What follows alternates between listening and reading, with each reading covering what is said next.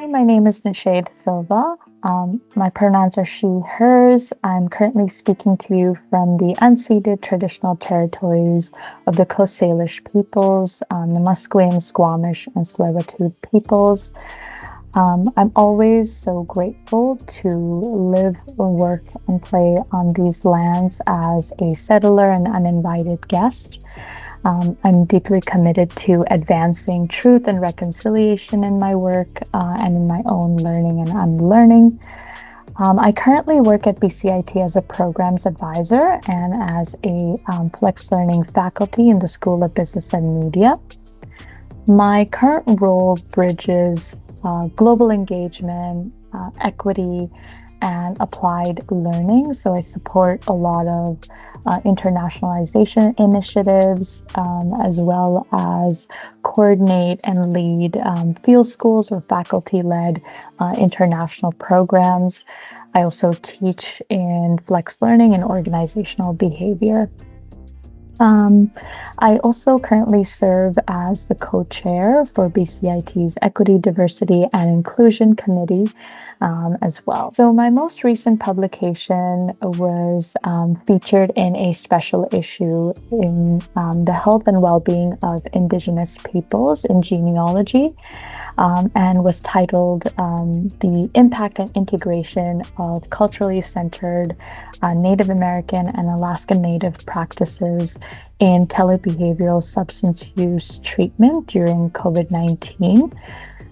The publication basically explores the integration of Indigenous traditional practices within remote or telebehavioral substance use treatment and care that was mainly community driven. So I was part of an interdisciplinary community-based participatory research team.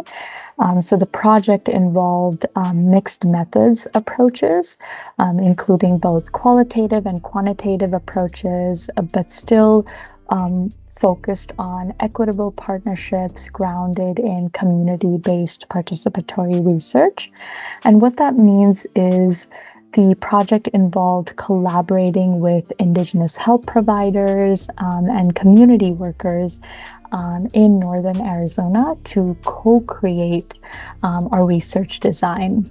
Focus of the study was not only to amplify Indigenous voices, but also stories that were being told within the outcomes of our research as well as our design. And the project focused on collaboration with an Indigenous serving behavioral health facility themselves, but also focused on their lived experiences, resiliency, strengths, and the culture that Indigenous communities bring. Yes, my work consistently centers on equity, inclusion, and cultural safety.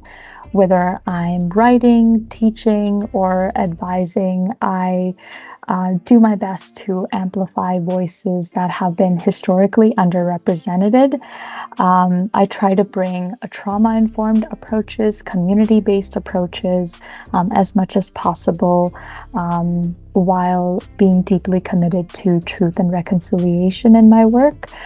So I do my best to create environments where individuals with diverse identities and diverse backgrounds feel respected and feel heard in these spaces. With this recent publication, I've realized that writing for me is a form of advocacy or healing per se.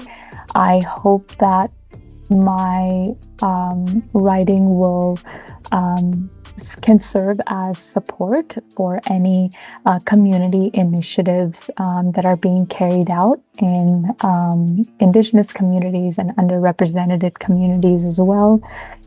I'm always inspired by the people I work with, so my students, my community members, my colleagues, fellow educators, as well as my own lived experiences as a woman of color and immigrant from different countries, and now here in Canada.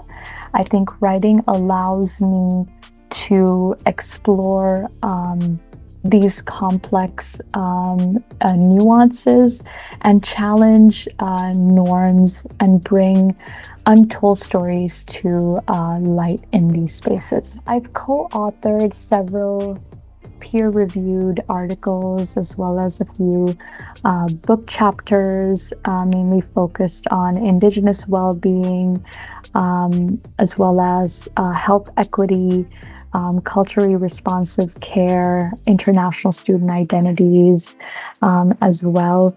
But I also write and present on embedding EDI practices in post-secondary education as well as global education programs. I write in more focused blocks, often closer to the deadline.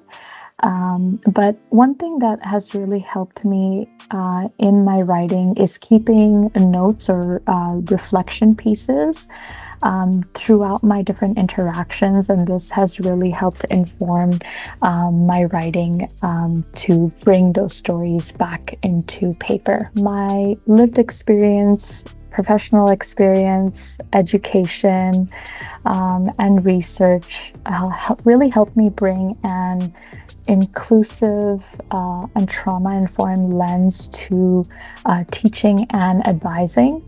But at the same time, I understand, the challenges even within BCIT, whether it's accessibility, intercultural communication, or the systemic barriers that we face. And so my writing really continually shapes those questions and those aspects. Recently, Ibram Kendi has been a powerful influence in my approach to equity and inclusion. His work empowers me to challenge and think critically about systemic racism, but also provide, very clear, small, actionable paths towards anti-racism.